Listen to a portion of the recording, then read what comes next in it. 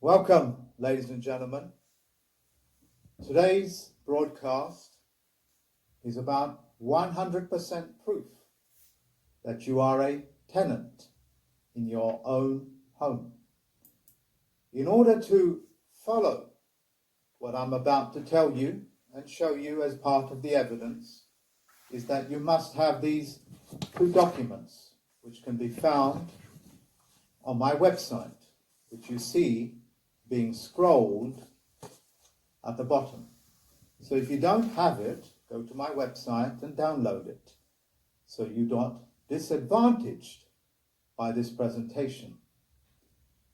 Even though I speak of 100% proof, the percentages are actually much more greater than that, because irrespective of whether you are in some sort of a mortgage tie or a mortgage agreement, or if you are an outright owner of your own home, you are still listed as a tenant, albeit it is in the conventional Babel language, and hence my court system has superiority over Babel language. The documents that I'm using as evidences are all real documents. Some of them were given to me by the judges, the Federal Postal Court judges that are with you at this moment, to show you the things that are in plain sight are not made up. They're in your possession by now. And I have done it in such a way, the presentation that is, that I've done it in terms of numbering, which means I will walk you through this document to the 30 points or so that you have to know, even in conventional language. Now, what is important is that I am not exclusively sticking with passe or syntax. I am generally educating you as to the precarious position that you are in at this moment, being in a house that you thought you owned within the deed of trust. So the first document that we're going to be looking at was sent to us, and it is one in hundreds about a complaint that he wanted to launch with my office, or my position is the correct word. And I've listed that as number one. And I'm going to be very methodical, and I'm going to go through this document in a slow and concise fashion as I possibly can, so everybody can keep up with us. These documents are from several continents, not just US or Canada or be it the UK. They're from Australia, from US, UK, and a variety of other places. So let's look at number one. Number one on the document is in a box. Now, this explanation you must comprehend. This is a four-corner rule. You can see that. It's a four-corner rule. It's got four corners. When you're given rights, you have more than one right of a document, because it's a plural of rights. But if you're given a right of way, that means that you have one corner of the document and somebody else controls all other four. When you have, like this document has, another box within a box, that's an entirely different document. That's called boxing laws. That is why the games that you play in the courtrooms and stuff have boxes, and every single box has its own set of rules, which you must understand and must know. So if you have 15 boxes here within one document, one A4 piece of paper, essentially what you have is 15 different types of rules, and you don't know what game is being played in each box. if you look upon a playing field, you will see the playing field is rigged up to do everything from baseball, as well as play football, as well as chuck a javelin, and a multitude of other field sports. That's what these documents are. And when you go out of court, you're out of order, as in a ball falling out of court. Those are the in-depth explanation as to what the violation of the four-corner rule is. And in that sense, I think this number one can now come to an end. Let us move on to number two. And it is this document that you need. This particular one is from the US. And there it says, and I'm breaking down what these words mean, deed. Well, what is a deed? Well, deed means that is written and signed, delivered by just one person. It's a contract, and the minimum of persons you need, or people, or men and women, to make a contract is, of course, two, like a marriage. Otherwise, it's just a love letter to myself, writing to myself. You understand that rather comical analogy? If I am writing the terms and conditions of my own behavior, we call that a diary that I write. And that's what a deed is. It's essentially one person signing something without anybody else. That's what a deed is. It's what they call a unilateral agreement. Uni meaning one-way agreement, contract. That's what deed is. And you've got to understand that, because without contract, that means parties coming together. It's just a unilateral agreement. It's just a love letter that they are writing to themselves in conventional language. And so I'm focusing on just one word at a time rather than the passe or the syntax. I'm choosing it as a pronoun, which is a substitute for a title or a name. It's like calling New York the Big Apple. Well, the Big Apple is the Big Apple. It's only presumption and assumption, which assumes that I'm speaking about New York. Presumption and assumption. Let's look at number 3. Trust. Deed of trust. Well, trust, ladies and gentlemen, the minimum people that you need to create a trust in the conventional world is 3 people, you being one of them. And you need 2 other people, like the witnesses on your Live Life claim. What they're essentially saying here, this is a one-way agreement, it's a one-way unilateral agreement. That's a trust.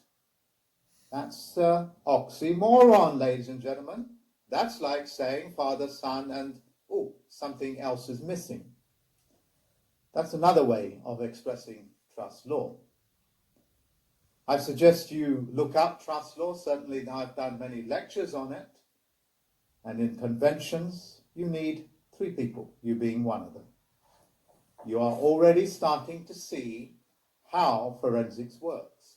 And even though this presentation may last well over an hour, this only represents less than 1% of the knowledge of a federal postal court judge, let alone a chief federal postal court judge. Less than 1%. And already this document is starting to break down, because that's all it is. It's gibberish. When you have the word security instrument, what that means is that it's being safeguarded or secured, like me taking this document, and by the way, this is more factual than you can imagine, and putting it away into a safe, which is what they're supposed to do. So that's one way of creating a security cordon around these documents. They're supposed to be in a safe, so they can't be deleted, like you can with soft copies.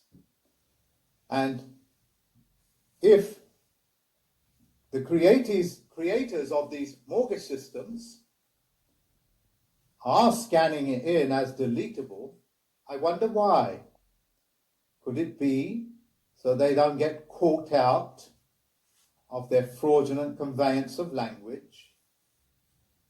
You think about it, ladies and gentlemen, what security instruments are. Number 5, borrower. What does borrower mean? You've got to get your perspectives right now. Borrower means, just as the pronoun stands, that it is you that went to somebody else voluntarily to ask for something. That's very important. You've got to know that you went to ask for something. So if you went to your neighbor and you borrowed a cup of sugar, you become the borrower. You've got to understand this. This is not an offer from your next door neighbor offering you a cup of sugar. As we go along, you will see a bigger picture being drawn right before your eyes. At the last line of the document that you're looking at, these are two people involved, a husband and a wife. Even though I cannot show the names fully, they are written in full capitals. However, the other name on the other documents, I will show who it is, and that's in all capitals. Now, listening to the lectures that I have provided so many times to use, you know that the Roman mechanism, which stands today, the bureaucracy of writing a dead person's name, is to, or capitalize it, like decapitating. When you decapitate a person, you put their name in all capitals. These are the evidences that are right before your eyes.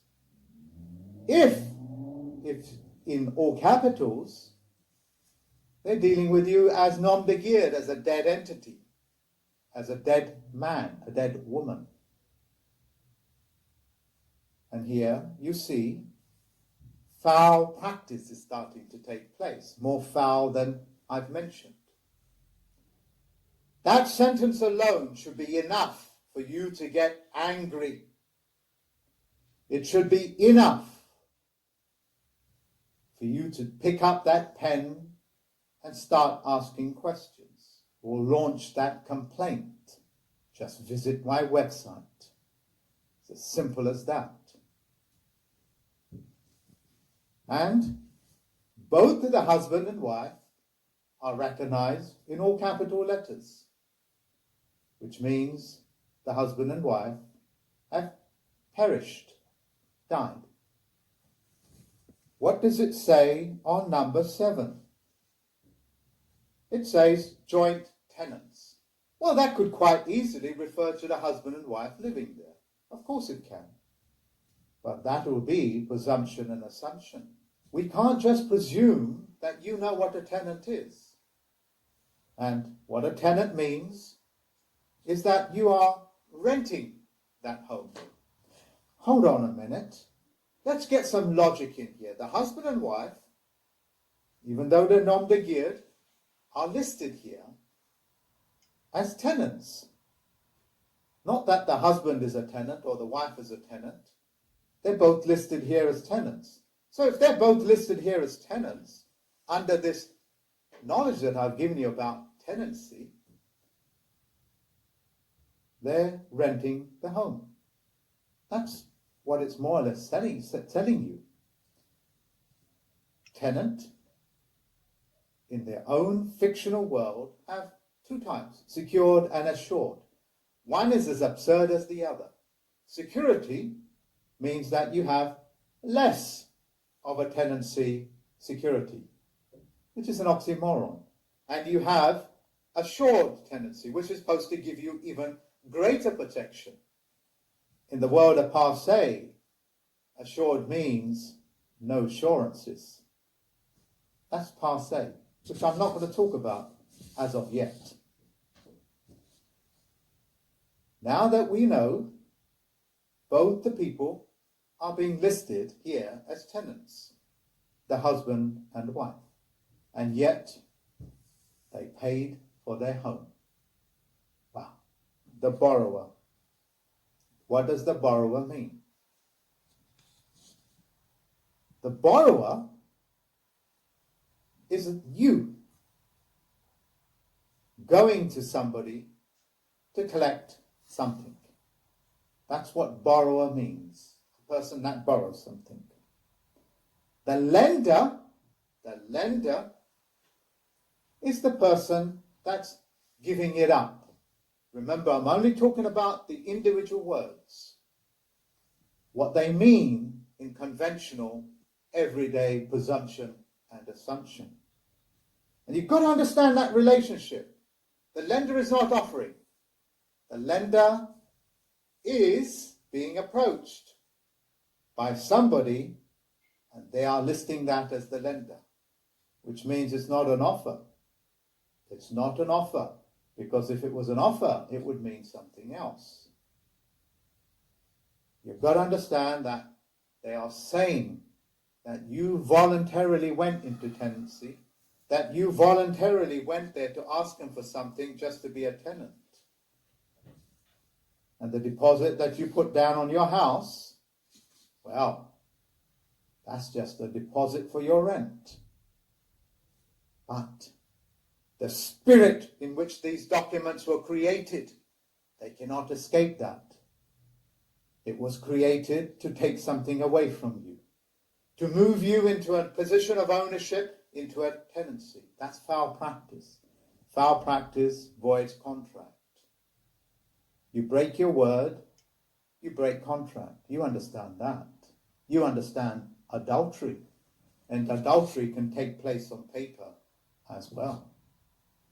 The word California, not in upper and lower case, as we conventionally do to signify that it's land territory, but they have it in all capitals. And what does all capitals mean? Nom de guerre, or it's a corporate instrument. So if you want to turn yourself into a corporate instrument, all you have to do is write it in all capitals name. If you want to be recognized as a dead person, you just have to write your name, voluntarily of course, as a dead person.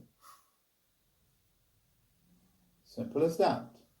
We're now going on to another certificate of title, which is essentially identical to the one that you've been looking at. And this is from Australia, from one of the judges. He volunteered the document as to show you that this is not just restricted to the US, Canada, or Europe, but it goes all the way to the southern hemispheres. The mechanism of the fraud is virtually identical in every country in the world, because the people that perpetrate this fraud are one gigantic group, all known to each other by first name, middle name, and probably their surnames. Not Christian name, of course, or family name, or a clan name, probably by surname. We'll go on to that later on. So, what does a certificate mean? You've got to understand every single word. An Australian certificate means that it's an instrument that has been witnessed by another party, as in a certificate of your qualifications. And it's a certificate of entitlement. Means that yours on paper, witnessed parties. It's essential, a statement of fact, like making a statement of fact to the police that you are a witness. And if you give false witness, that's an imprisonable sentence. That's telling lies on your fellow man. That's a crime. Number 13. Now, this is very interesting. That essentially is the flag of this document. And within that flag is a whole heap of story. I'm not going to stay with it too long, but essentially what happened is when all the chieftains, and you may know them as fiefdoms, the planetary fiefdoms, when they came together, what they agreed upon is that they're going to essentially sell the lands that does not belong to them, as well as the people, the men and women. And they did that many hundreds of years ago. Hence this word, fiefdoms. Proof of which is on my website, including their bank accounts. Yes, ladies and gentlemen, including their bank accounts. And whatever absurd figures that they are. We don't have words for 45 zeros at the end of a bank account. I can't exactly call it a quadrillion, trillion, billion, whatever it is. Don't have a word for it. And they're not even the largest players on this planet. In that flag, what it says, what it's doing is that the crown, the lion, which is essentially African, that's an African lion, is making contract with the chieftains and the fiefdoms, if you like, of Australia. What we used to call Aborigines, who aren't actually natives. Yes, ladies and gentlemen, those wonderful programs that you see about how Aboriginal people, how African people, how European people have been victimized and bloodied by wars and stuff, were all done by your own fiefdoms. So when you see those victimhood movies of how the Red Indians or the Aborigines were hard done by, yes, they were, but it was all done with the permission of your fiefdoms. That will take you into South Africa as well. Like Mandela. Did you guys know that he was a prince? Do you know those people, or the documents that are on my website, are fiefdoms? In other words, they're chiefs. Why do you think that they have a chief commoner? Think about it. These people control the minerals, the water, the land, by your consent. Do not ever allow yourself to be convinced that you are a victim of any race, any level of bigotry. It was first done to you by your own people. Hold them account. And all of you European people, hold them account. And all you so-called African people who think you are African Americans, which you are not, you are natives, hold them account. For all of those American Indians, as it were, in conventional language, who are native, hold your chiefs accountable. All of these movies that you've been watching is to drag you away from one fact. Consent law stands supreme, and since they are your chiefs, they speak for you because you gave up your power. Take it back. If you don't, you will be constantly being sold and hoodwinked and lied to. And if you are a native Australian, the land is yours. Tell the chief to get lost. Tell him to vacate his position because you no longer give consent. The symbol that you're looking at inside that flag, that logo, is essentially telling you the chieftains of Australia, the natives, are making contract with the British Lion. That's what they're saying. The British, as it were, are just the fall guys. making you believe that they are the almighty bad boys doing bad things all over the planet. Ladies and gentlemen, they never bypassed your chieftains, the people that have your trust. It is paramount that you take it away from them. As I walk you through these documents, you will see that in plain sight.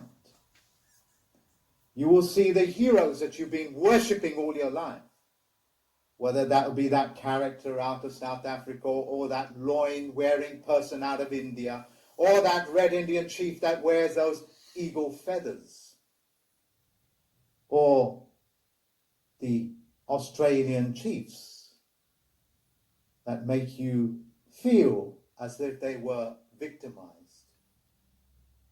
What was done to you by your own people. This includes England, this includes Ireland, and so many of the countries that we know of. Number 14, and I think I've spoken quite a lot about number 13 as well, as I got a little bit carried away because I do get emotional. I do apologize. We have a word called fee simple. A fee simple, pronoun, two words standing by itself. Let's join it together. It's a fee, which means there's money involved. And it's simple, which means it's a simple process of exchange of money.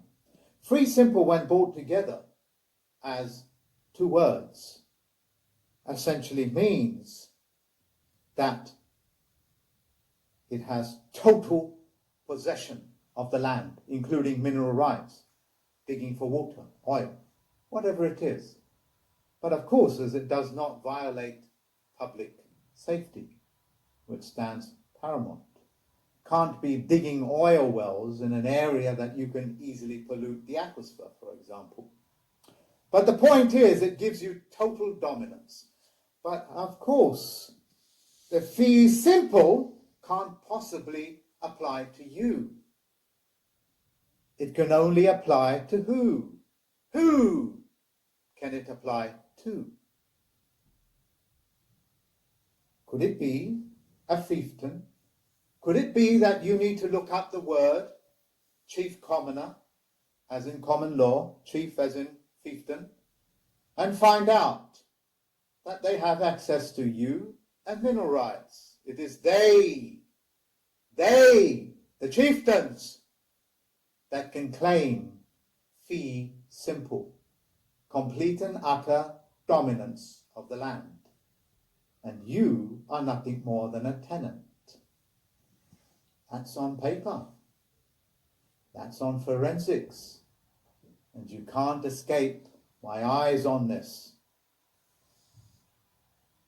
A folio is a very simple word. It means it's a bounded document, like a book, or like a filofax. I remember that from the 80s and 90s. I used to use them myself.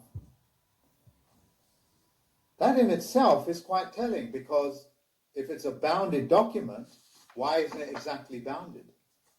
I thought a book was a book because it's got a bind on it. Anything that does not have a bind are loose pieces of paper. Full stop. Number 16. The word general, or registrar general, which is actually in reverse. Registrar is like a registered post sticker.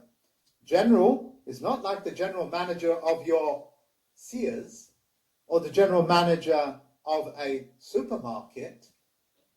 It's a military position, protected and controlled by the military, the Navy. Why do you think the old tax collectors were generals? Think about it. So we are not dealing with civilian matters here. We are dealing with a matter of military. The seal, number 17. The seal. The seal that you see on the top, virtually on the top right-hand corner. Well, seals that don't have a registered number can't be tracked. It can't be a proper seal. Where's it from? To me, it's just a cartoon. It holds no explanation. Does it have footnotes trying to explain itself what that seal is? Or could it possibly be it's assuming that you would assume and presume that it has some great authority? In terms of documentations, ladies and gentlemen, the seal that you're seeing, where you are looking at, right here, is the only true seal. It's the only one that carries any weight. Number 18. Interesting word. Parish council, which means it's church lands. And if you look at the other document that is on the bottom of our website, on the front page, look up church lands, lost and dead at sea. Parish councils. It's an interesting word because parish with an A is exactly the same as parish with an E. Dead people. What do you think a church is? Go into a church. It's a Noah's Ark, upside down, signifying to your subconscious mind that knows about these things, because it's a higher processing unit of your neural network, telling it openly that Noah's Ark capsized and the souls in it were dead. That's what it means. It's a play on the vowels, which are the basis of all languages, A, U, I, U in Latin. The English language has a few more. Other cultures have other vowels. But the A, E, I, O, U is the Latin that is mostly common. Remember what I said to you. Parish with an A and parish with an E are one and the same. It's a change, a play on the vowels rather than consonants. Number 19. This is an Australian instrument, and it's got Hugh, who volunteered this information, who's a Chief Federal Postal Court judge, who now has powers, of course, to stop and correct them. And this isn't a deed of trust, bureaucracy that you have to go to get your documents, to have these proofs, showing you they have the audacity, who bought his house in good faith and good honor, is a dead entity. And if it's a dead entity, it's a lost and at sea, which means it's trust law. That means somebody else is controlling his estate, which I'll come on to. But you can quite literally see that his name is in all capitals. Well, as Federal Postal Court judges and Chief Federal Postal Court judges, we can control the all caps name as well. So, you all know what is right in front of you, that it is an all caps name, and you can't escape what it means. Just look at the gravestone. And because it's in all capitals, and of course Hugh is still around, is not dead exactly, in Australia, he now knows that there is a trustee put in place. And there comes some more examples. If there's a trustee, well, how comes they didn't let themselves know? Rather derelict, isn't it, of an executor and an administrator not to let themselves know. Did they ever take out an ad in the newspaper to say, oh, we're looking for this character called Hugh. We presume and assume as he's been dead and lost at sea, so will he come forward and his relatives come forward? Did they take out a newspaper article like that? And certainly in the olden days they used to, because when you had your birthday they used to try to put it into all capitals. when you had a births and deaths record, they put your name in all capitals. Such foul practice is foul practice, ladies and gentlemen. And I am trying to keep this conversation as light as possible so you can follow the logic of it. But you need to know foul practice has taken place. The evidence is right before your eyes. I am not making these things up. I am showing you forensics evidence.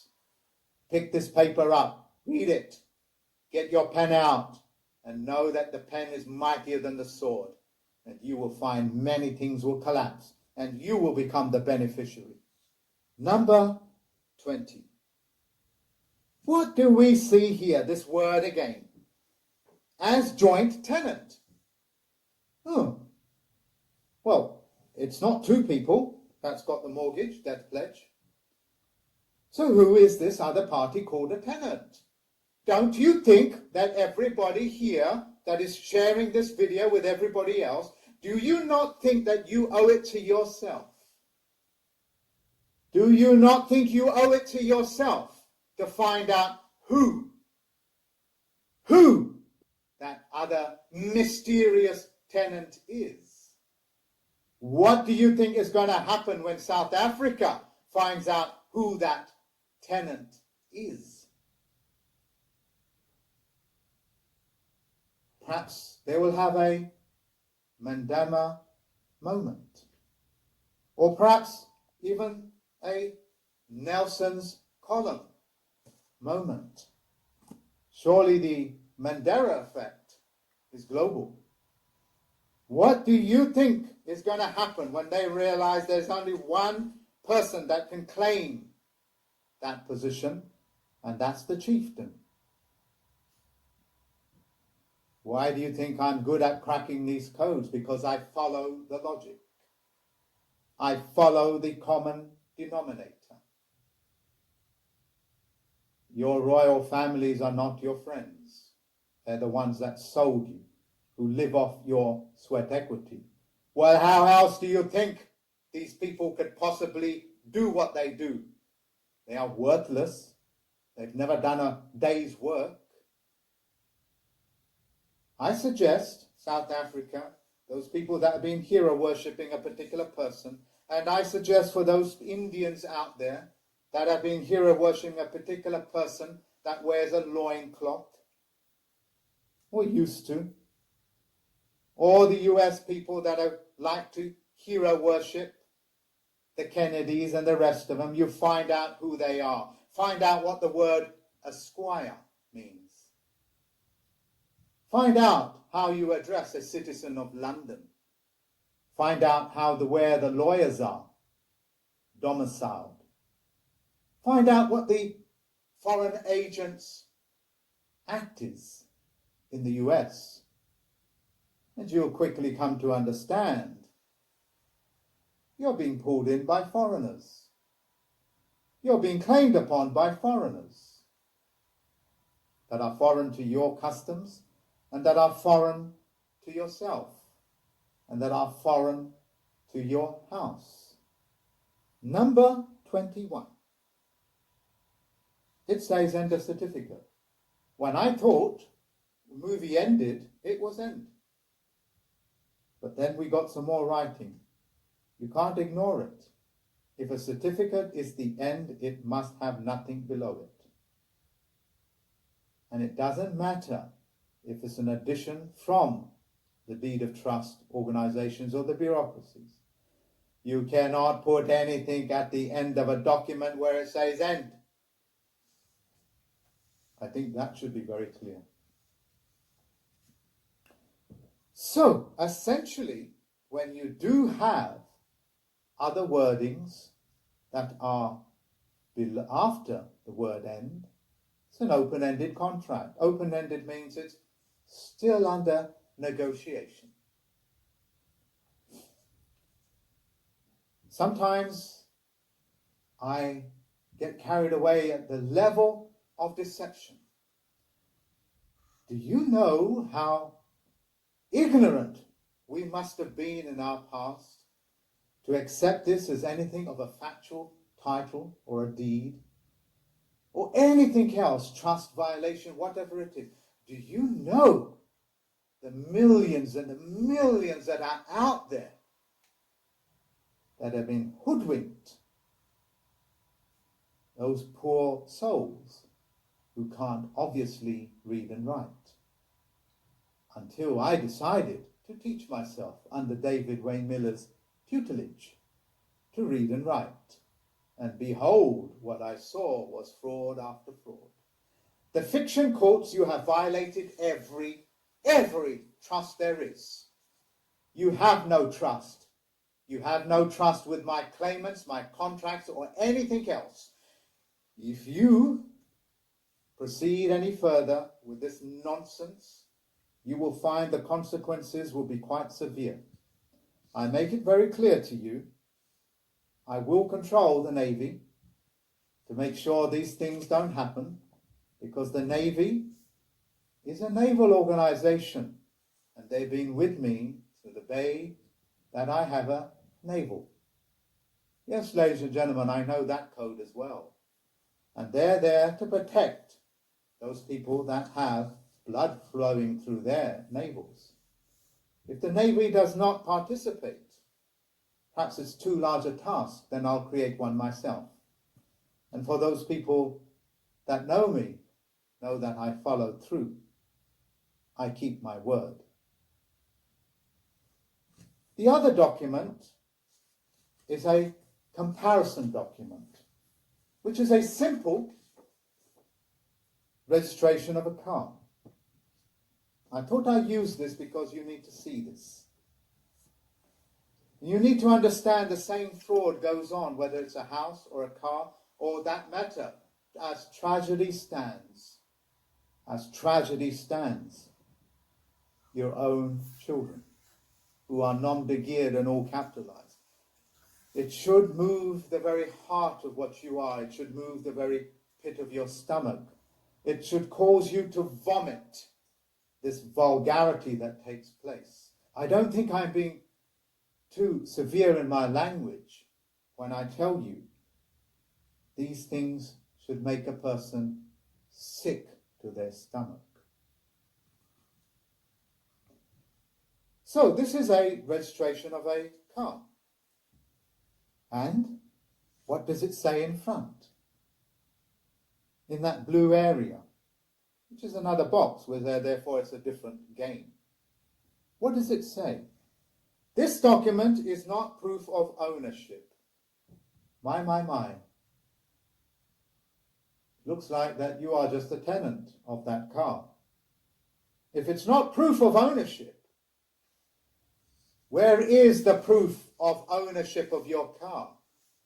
Who has this proof of ownership? Certainly isn't you with your document. Who could it possibly be? Who could possibly control in this country, albeit, the DVLA? I wonder who controls, who owns that vehicle. Even though I paid for it, even though I service it, even though I get parking tickets and so on and so forth, metaphorically speaking, because I haven't driven for over 10 years. This document is not proof of ownership. Ask yourself again, where is the proof of ownership? If you don't have it, who does? Did it occur to you to write to the DVLA? Did it occur to you to write to the people that you registered the vehicle over to? Because that's what registration means. It means you are surrendering it.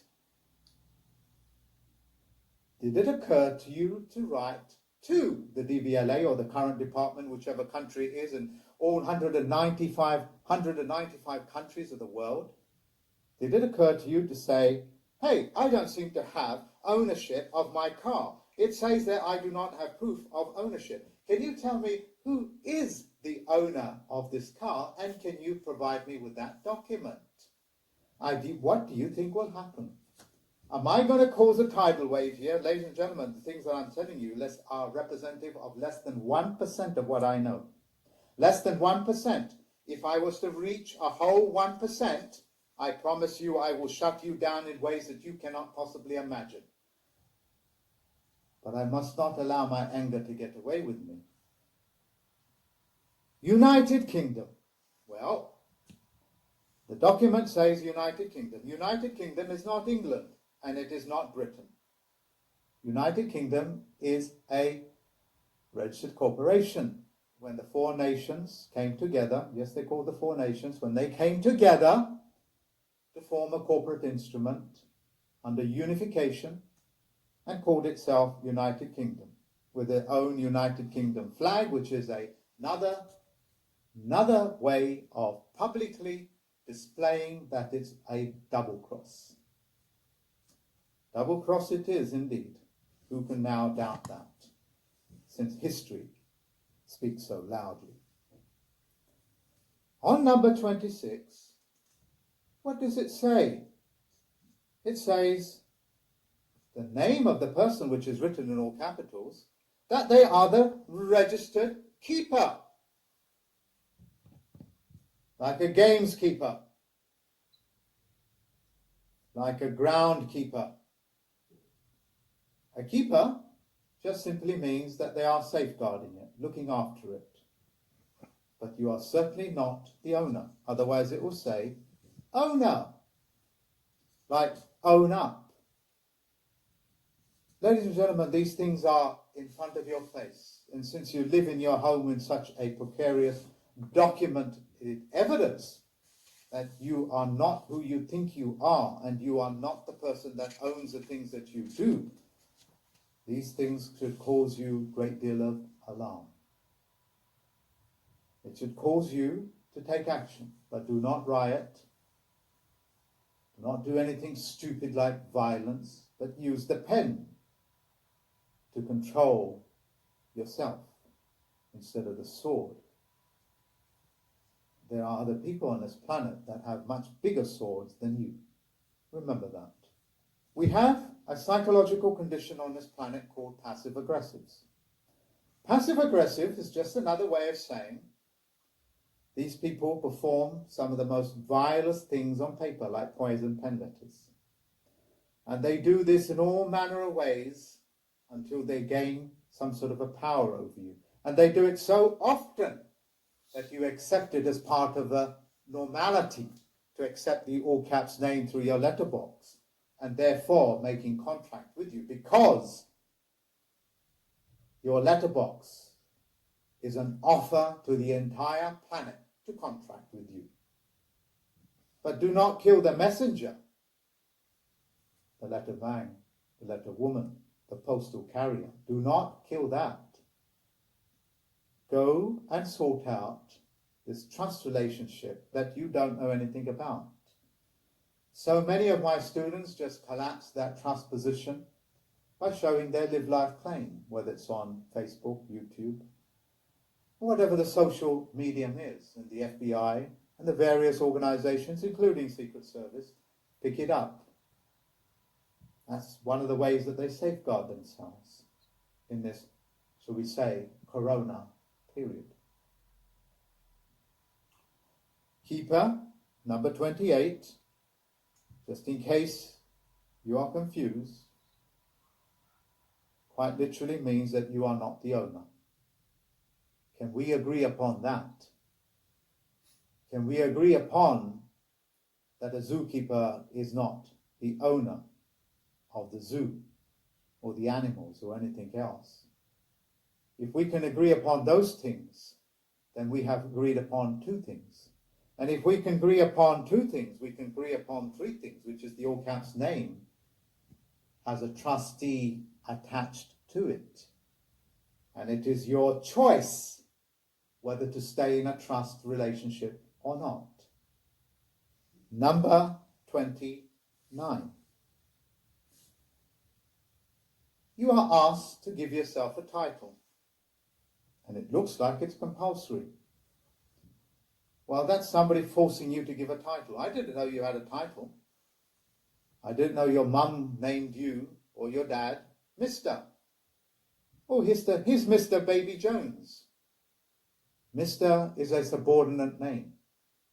The Arabs have one as well, and so do virtually every culture. These are the ranks aboard a vessel. and it's a subordinate position. That is why a female sailor will not be called anything but Mr. Sue, Mr. Allison. That's what they're called. They are gender neutral, because a vessel does not recognize anything except talent and qualification, what they call an able seaman. Don't let people give you a title, because title takes away your name. I have a position as a Chief Federal Postal Court Judge, as a plenipotentiary judge. My titles, well, might be put on paper if I owned land and etc. Like a title to a car, like title to a yacht, a vessel. Those would be my titles because they belong to me. And what does a title mean? It means title. If you are going to give yourself a title, ladies and gentlemen, give it as a qualification.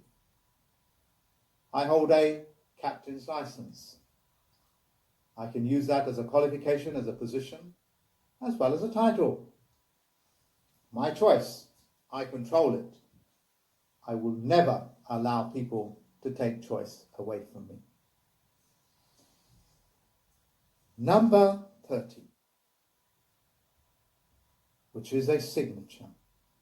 What happened to that wonderful Old English word of autograph? That means it's a graph of your autonomy. Why did they talk you away from it? So you do not place your autograph, your graph of your autonomy. That's all it takes, ladies and gentlemen. This is your God-given seal. Your own punctuation, how you write your name in upper and lower case, giving the designations that is recognized as mine globally, gives you the position to say that you are in control of yourself. Autonomy, a graph of your autonomy. A signature is essentially nothing more than an artistic piece of writing. And in artistic law, it is known as cursive. Cursive means it is the language and the writings of the dead. Dead people. Cursive writing. Cursive, as in curse somebody. It's called cursive. Join that writing is called cursive. What more do you need to know? I think the evidence that I've given you all point to one thing. You are not owner of your car. You are not the owner of your children. You are not certainly the owner of your house. Even if you've got lands and farms, or the hundreds and thousands of people that lost their farms as soon as they paid off the mortgage. Because once you paid off the mortgage, you've stopped paying rent. And if you stop paying rent, well, you need to be kicked out, don't you? And is that what happened? Isn't that what happened? You have a way of fighting back. You have a way of placing the autonomy of your graph on paper. We show you these things. I certainly had to go through all of these things to be able to get you mortgage free. You are now in the era where it's more important than any time in history that I know of that you pay your own way. Find it in yourself to realize that the more handouts that you take and you ask for will cause you even more pain. You remember the lectures that you see in my website about Stalin and the chicken, the squawking chicken, as Stalin plucked it alive, threw it in the ground, and then began to feed it. And the chicken just shook itself off and went back, feeding from the hand that tortured it. Your governments, under democide, under fictitious conveyance of language, including your treasuries and etc., have lied to you on a profound level. Learn to generate your own money. Learn to pay your own way in life. Your governments are there to provide you with a service. Force them to provide you with a service. In terms of debt pledges, who needs a debt pledge in your life?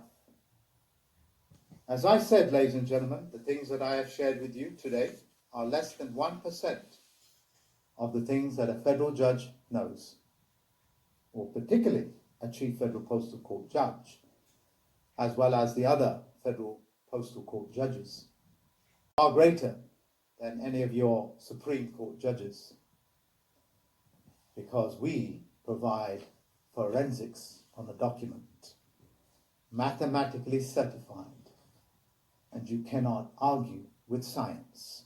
Thank you very much, ladies and gentlemen, for listening to me. I hope that I've given you the message of hope that you are not powerless and that you have a way out. My website has knowledge and documents in there which people tell you don't exist. I was the first one to show you the names and the bank accounts of the people that you worship as gods.